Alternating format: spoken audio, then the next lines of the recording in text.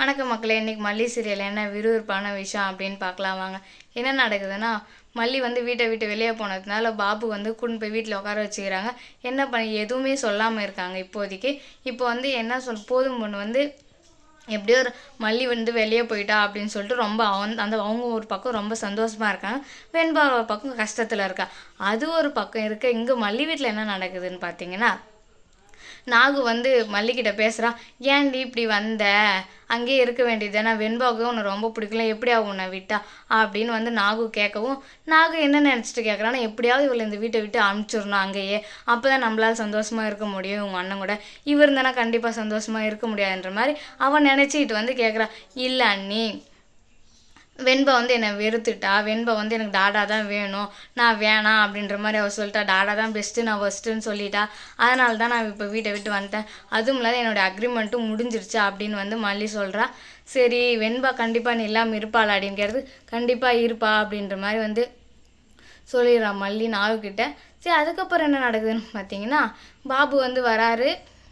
ஒரு ஃபோன் அடிக்குது. அப்போ பாபு வந்தப்போ ஃபோன் யார் பண்ணுறான்னு விஜய் தான் பண்ணுறாரு. வெண்பா கால் பண்ண சொல்லியிருக்கா. பண்ணுங்கப்பா, நான் மல்லியம்மாட்ட பேசணும்ன்ட்டு அப்போ கால் பண்ணுறேன். ஆனால் எடுக்கவே இல்லை. பாபு முறைச்சிடுறாரு. அதுக்கப்புறம் என்ன நடக்குதுன்னு பார்த்தீங்கன்னா, இனிமேல் உனக்கும் அந்த வீட்டுக்கு எந்த சம்மந்தமும் இல்லை அப்படின்னு சொல்கிறாங்க. காலையில் என்ன நடக்குதுன்னு பார்த்தீங்கன்னா, உடனே பாபு உன்னை பொண்ணு பார்க்க வராங்க அப்படின்னு சொல்லிடுறாரு. உன்னை பொண்ணு பார்க்க எதுக்கு வராங்கன்னு பார்த்தீங்கன்னா, கல்யாணம் பண்ணுறதுக்கு தான். உன்னை எப்படியாவது நாளைக்கே நிச்சயதார்த்தம் பண்ணி அடுத்த வாரத்தில் கல்யாணம் பண்ணி அனுப்பிச்சிடணும். இது வரைக்கும் நீ எனக்கு வாங்கி தந்த நல்ல பேரே போ. இதுக்கப்புறம்லாம் நீ ஒன்றும் பண்ண தேவையில்ல, படிக்கவும் தேவையில்ல, ஒன்றும் பண்ண தேவையில்ல. வீட்டிலே இரு, நான் சொல்கிறத மட்டும் செய்.